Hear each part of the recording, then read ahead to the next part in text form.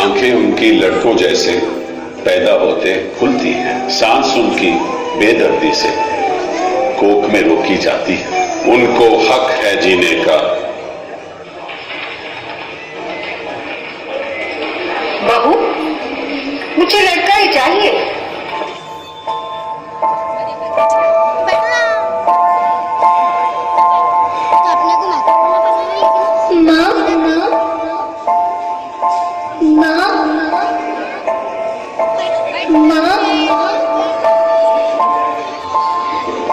माँ, अभी तो भगवान ने मेरे हाथों पे किस्मत की लकीरें भी नहीं बनाई और उनसे पहले ही आप सबने मेरी तकदीर का फैसला सुना दिया।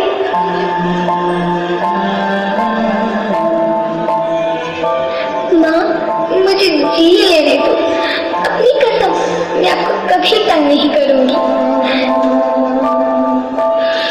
जब खाना खाने के बाद आप सब मीठा खा रही होंगी, तब मैं रसोई में जाकर सारे बर्तन साफ कर दिया करूंगी।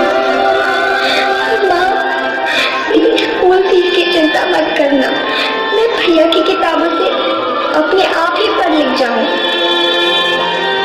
और हाँ, पापा से कहना मेरे दहेज की चिंता ना करें। मैं आपके साथ रहकर आपके बुढ़ापे का सहारा बनूंगी।